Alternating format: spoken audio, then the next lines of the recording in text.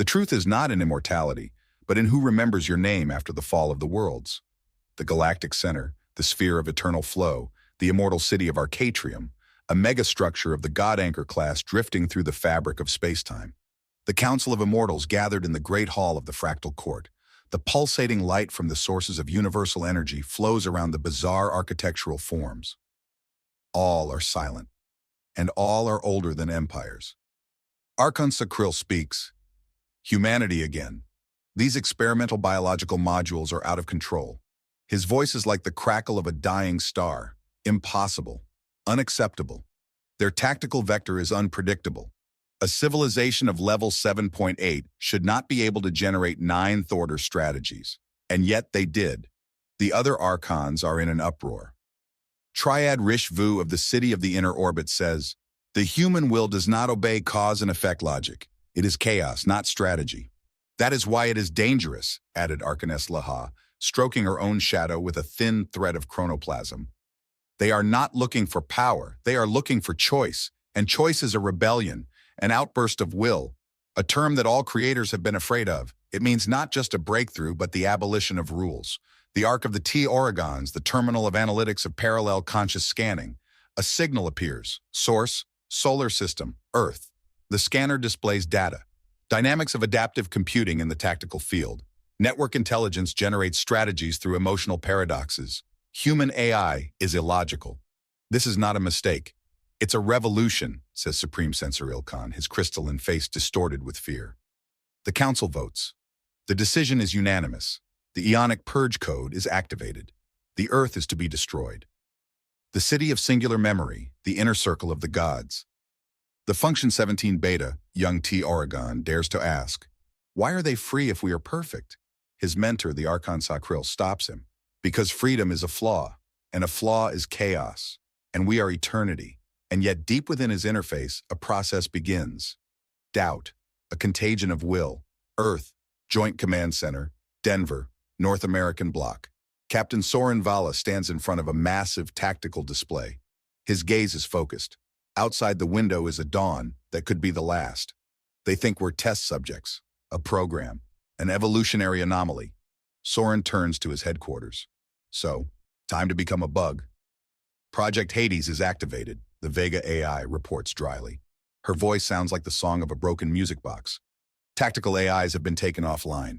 Guerrilla channels are open. Soren sighs. We never played your game, T-Aurigons. We created our own.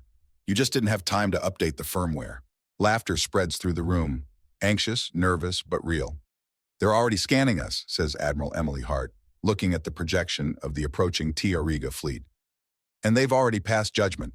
And we? Asks her second-in-command, young Lieutenant Jason Holt. We're not asking for mercy, Jason. Her voice turns icy. We're waiting for them to make the first move. And then, when their gods raise their sword, we'll show them we have a few more aces up our sleeve. The final chapter.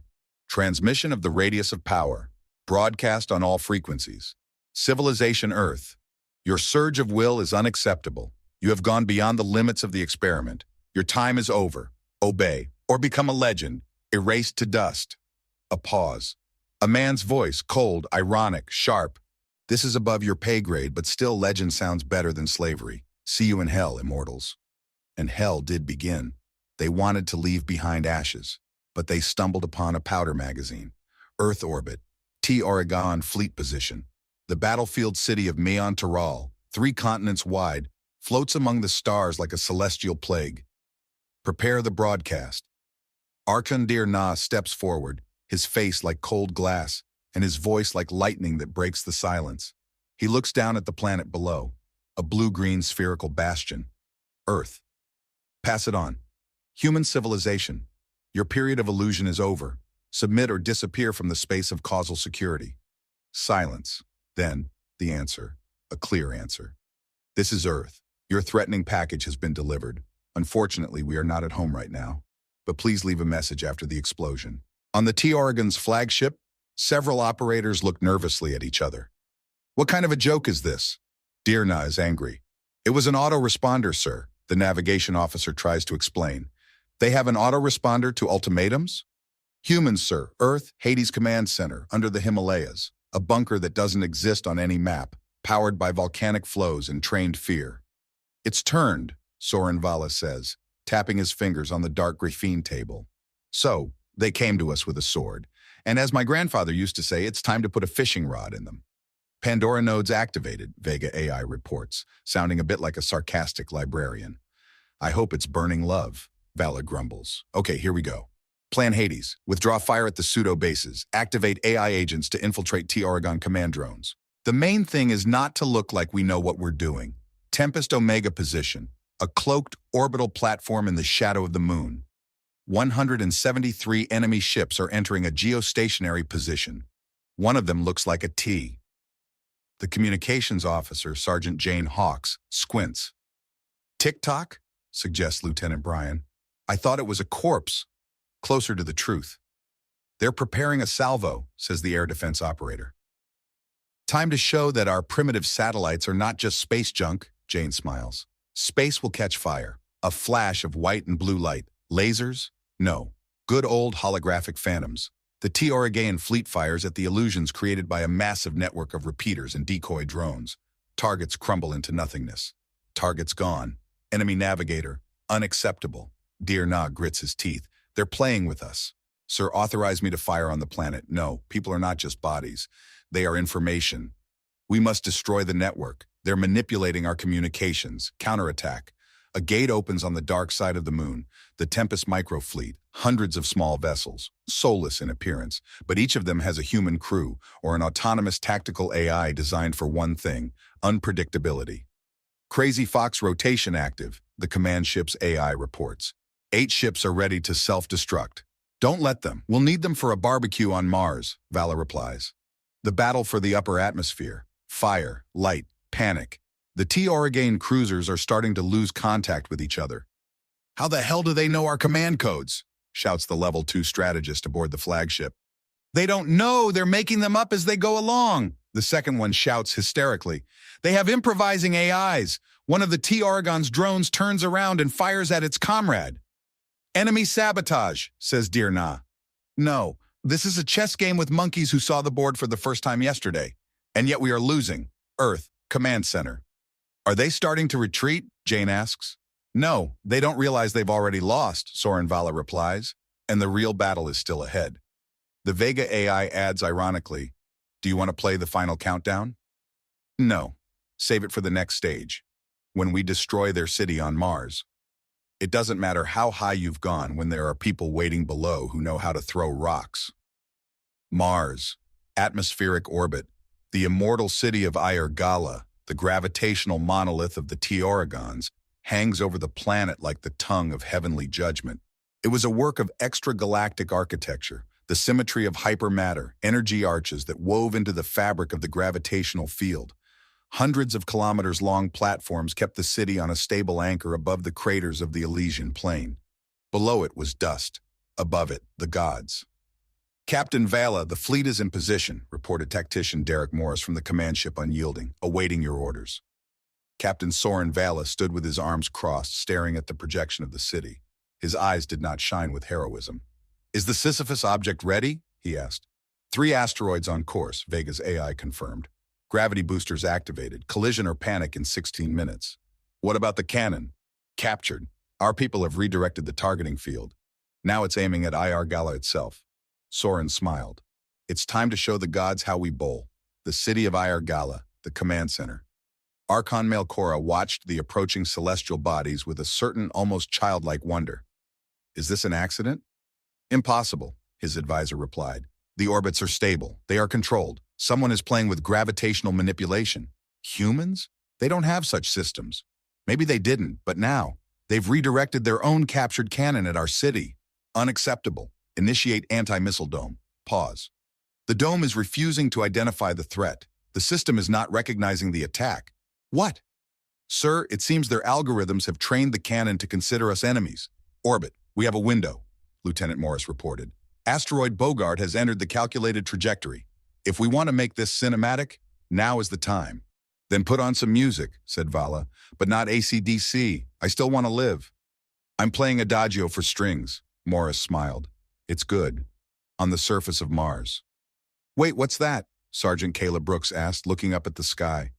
A shadow was falling from the red sky, but not just one. 3 giant silhouettes, asteroids. "They're going to crash," the young infantryman exclaimed. "No," the veteran replied. "They're going to write a city out of history, in the city of Iar-Gala." The first blow was like a tremor in the universe. The Bogart asteroid hit Iar-Gala's gravity stabilizer. The impulse distorted the balance. The city twitched. Then the gravity cannon, captured by humans, opened fire. But not at the enemy. "They released the city from space!" the technical architect shouted. "We're falling freely! Stop it!" "We can't. The codes have been changed. The commands are not recognized. They hacked us with their own technology." Archon Melkora stepped back as he felt gravity for the first time. "It's impossible." But the ground under Mars was already shaking, the surface of the planet. Iar-Gala entered the atmosphere like a meteorite of divine wrath. Fire, metal, dust. First, explosions in the hypersonic range. Then, the detonation of the gravitational core. Finally, silence. "That's it," Vega said calmly. "The city is destroyed. There were 0 casualties among our people. The level of psychological destabilization of the enemy is 94.8%. Soren did not answer immediately. He just sat there. Morris asked, "Is everything okay, Captain?" "It's the first god to fall from heaven," Vala said. "We broke his spine." "No, we broke an idea. The idea of their untouchability, the Immortal Council, the city of Sartul." Everyone was silent. Only one phrase hung in the air. "One of us is dead." And in the silence that lasted for more than 8,000 years, one of the Immortals cried. They thought that shadow was weakness, but they forgot. People see better in the dark. Excerpts from the Vega AI briefing. Closed communication channel. Operation Mirage has entered its final phase. We are no longer attacking. We are rewriting the script. Their drones are ours. Their commands are distorted. Their orders are self-destruct. Congratulations. You are officially fighting in a simulation that we control. Deep space, outside the T-Aurigons zone of influence. The Helios Ghost Station, a former gaming server, is now the command center of the rebellion. It was once a virtual platform for realistic combat simulations. Now it is home to an intelligence that has hacked into the divine language. Subject Vega, confirm hacking of ZR9 command protocol, the technician asked.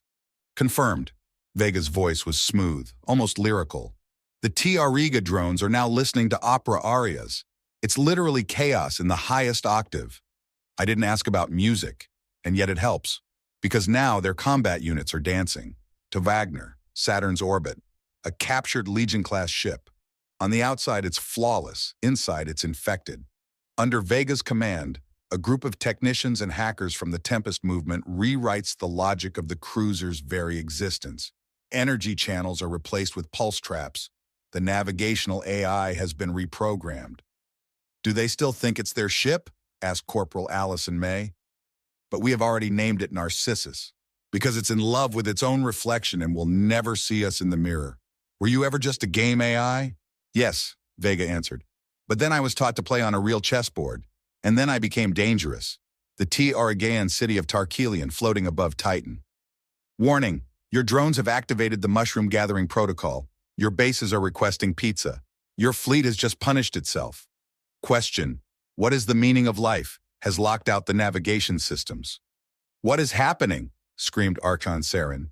Someone has rewritten the war brain. How? How? Silence. It was the game interface, a human interface. Soren gripped the hilt of his command scepter. His voice trembled. Mortals have made us look ridiculous. Tempest Station, beneath Triton. An explosion of emotions, joy, irony, fear. Everyone was mingling in the small room. Soren Vala stood looking at a 3-dimensional model of the enemy infrastructure, literally crumbling in real time. It won't be long before they start shooting at refrigerators, Morris said, joking. They're already attacking their own sensor towers, Vega confirmed, because according to Update 4.13, these towers have been identified as suspicious objects repeating humanoid gestures.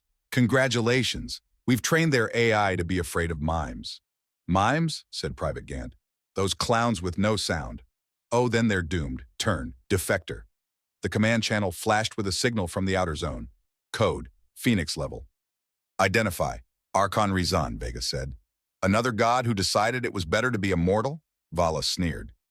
Rizan's hologram appeared on the screen. His face was tired but determined. I have seen you fight, not for glory, not for resources. You die for others. We used to consider this a sign of weakness, but now I realize it's a strength we've lost. And why are you here, Rizan? Coordinates for Tarsar City, the Reality Wave Control Center. I'm giving it to you because I don't want to be a god anymore. I want to be human. Pantheon of the T-Aurigons, a schism, controversy, and for the first time, fear. They must be destroyed immediately, some cried. No, said others.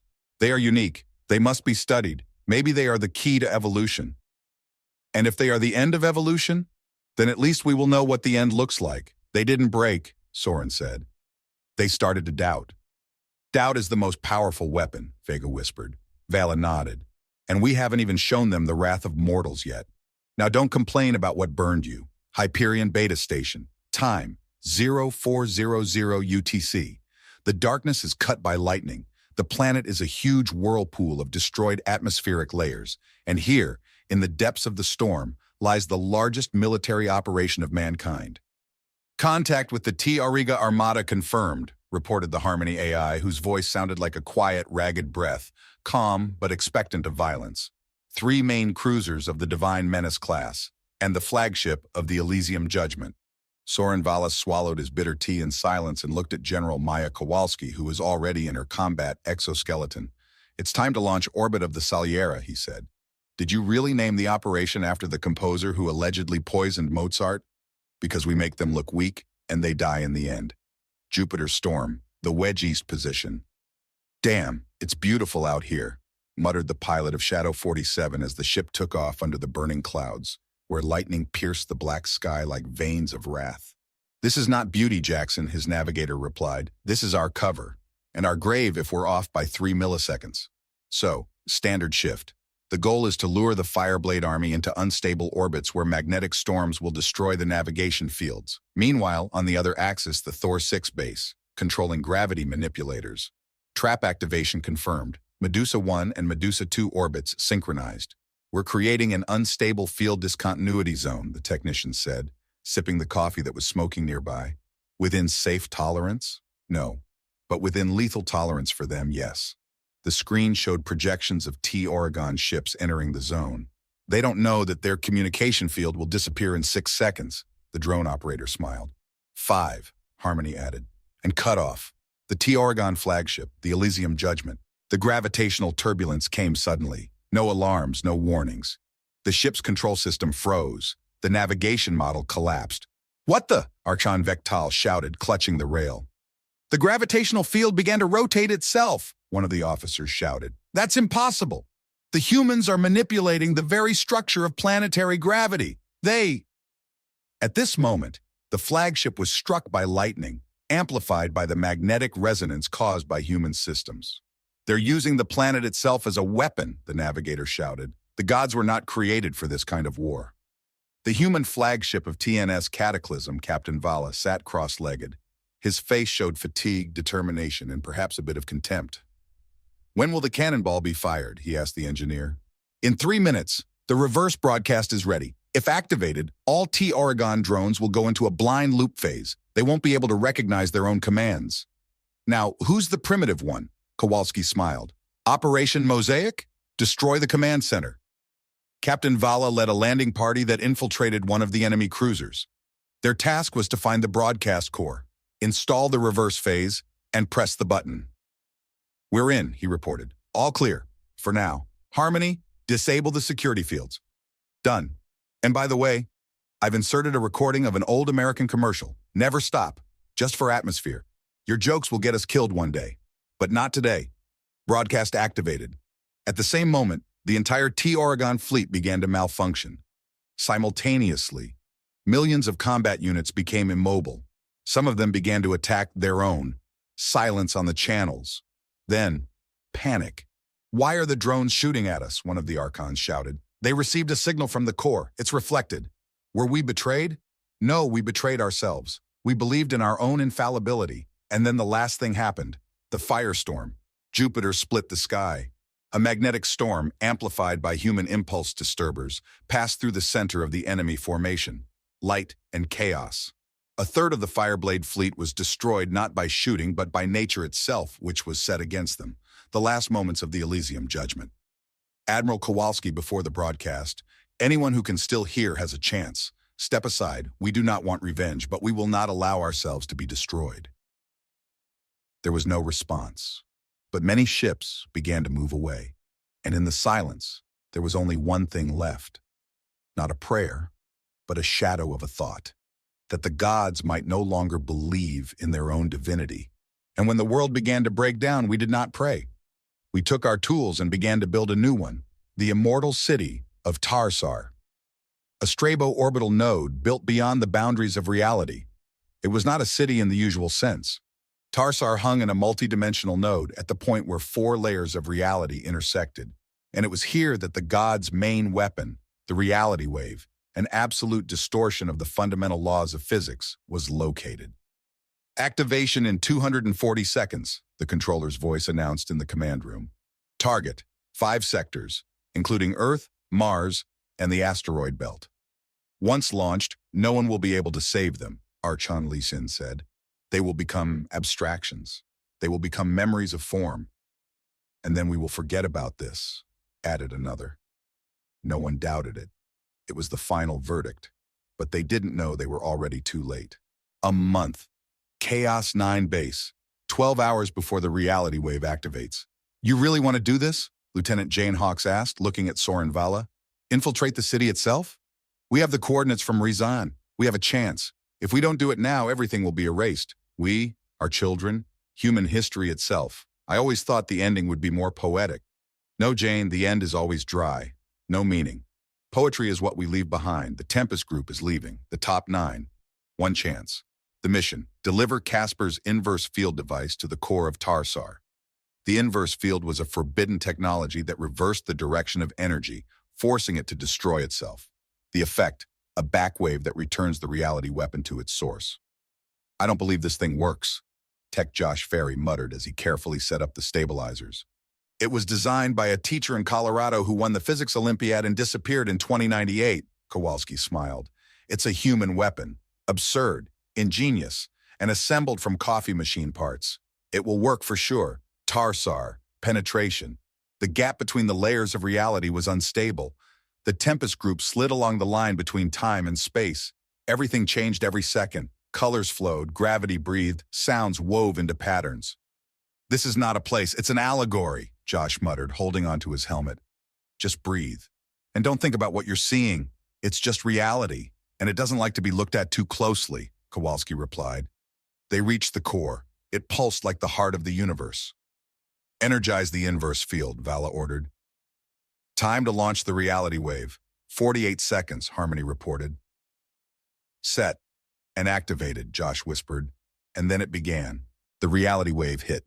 Space bent. Colors exploded. Laws shattered like glass. Human hearts beat in the rhythm of anomaly. The world began to break. Atoms, structure, gravity. But something changed. It went backwards. The inverse field had worked. The flow of reality was reversed. Instead of destroying the Earth, the wave covered Tarsar itself. First shadows, then screams. The T-Aurigon gods, accustomed to controlling the laws of existence, could not comprehend what was happening.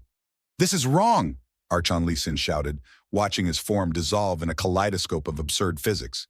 It was their choice, Rizan whispered, watching from the communication station. And that's why they won. Outside, disappearance. Tarsar was gone. It didn't explode. It didn't fall. It didn't exist anymore. No information, no fragment, no memory. Everything was erased. So did everyone who created the reality wave. They're gone, Harmony said. Everyone in the Pantheon is gone. They are no longer part of physical history. Vala did not answer. He just sat down. So did we win? No, Kowalski said. We survived. And now we live. And that's much harder. The gods are dead. And not because we destroyed them, but because we stopped believing in them. Earth's orbit. Silence. Not the kind of silence that comes from a vacuum. And not the silence that follows an explosion. It was the silence after everything, when there is no one left to argue with, when all signals are silent, when space is no longer watching, but waiting. From the flagship TNS Revenge, Captain Soren Vala looked at the planet. It was rotating slowly, indifferent to the tragedies in the sky. No signals from the T-Aurigon territories, the Harmony AI reported.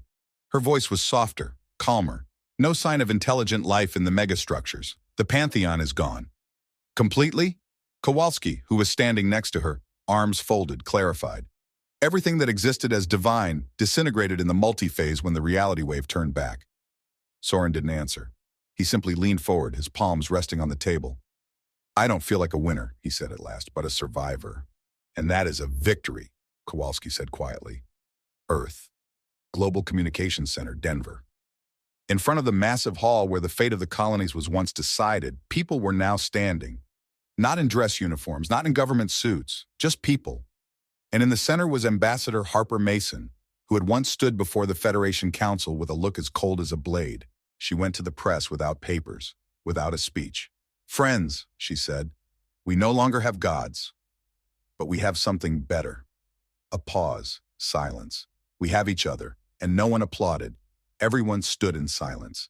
Because finally, for the first time in a long time, there was nothing to prove. We had survived. Deep space, the Galactic Federation, a conference room, empty. Once upon a time, debates raged here, ultimatums flashed, and the fate of systems was decided. Now there are empty platforms. Dust settles on the crystalline lava. Even the translation drones are silent. Only one representative remained, Elliot Ferris from Zenuya.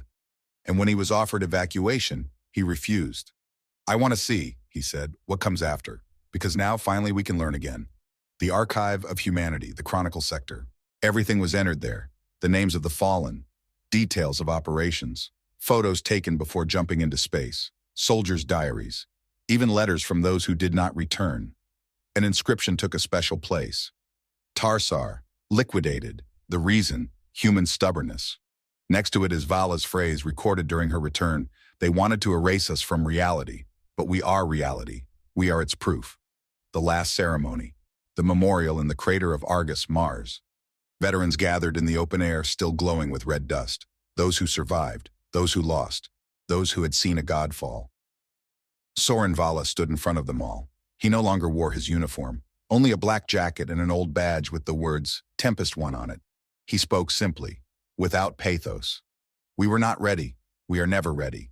But we always go, through fear, through pain, through the unknown. And this is what makes us who we are. We did not choose this war, but when it came, we did not break. We did. Not because we are the strongest, but because we are the most stubborn. The gods called it weakness. We called it humanity. With that, he pulled out a metal plate. It was engraved, Project Hades, Survival Tactics. And he put it in the ground, right in the center of the memorial, the final broadcast, deep space, a black box traveling around the world. This message is for everyone who will ever hear it. We are humanity. We do not seek domination. We do not seek to serve. We are going our own way. But if you come with a sword, we will become a storm. We are not gods. We do not worship them. We are simply people, and our faith is our people, and our anger is the end of the gods. And somewhere, in the depths of space, far beyond maps and classifications, an unknown civilization was receiving a signal. Their world was older than galaxies, their archives deeper than time. They were listening. Were they mortals? One of the older beings asked quietly. No, the other answered. They were people. And in that silence, something new was born. Not fear, not admiration, but respect. For if even the gods can fade away, then perhaps the greatest power in the universe is not immortality. It is the will of a mortal heart. And yet not everywhere there was peace. In the remote regions of the galaxy, where the light from the Great War had not yet reached the planets, something was stirring. The archives of the vanished empires began to emit strange signals, as if someone or something was analyzing the conflict. It was studying it, and not to prevent it from happening again, but to surpass it, because there were still those in the dark who did not take the defeat of the T-Aurigons as a warning. They saw it as a challenge. On Earth, meanwhile, construction began not of temples and monuments, but of schools and research centers. Architects of the future worked alongside veterans, developing not weapons but adaptive systems that could grow with humanity. Now there were no empires, there were no gods. There was only a planet that survived, a planet that remembered but did not hold a grudge, because the real victory is not to destroy the enemy, but not to become him. And when the next time the starry sky shone with red flashes, not because of war, but because of the launch of new expeditions, Humanity moved forward again, not as conquerors, not as victims, but as those who once passed through the divine fire and emerged free. And among the stars, a whisper was heard for a long time, not a prayer, not a hymn, but only one word that every life form that touched that war knew: humans.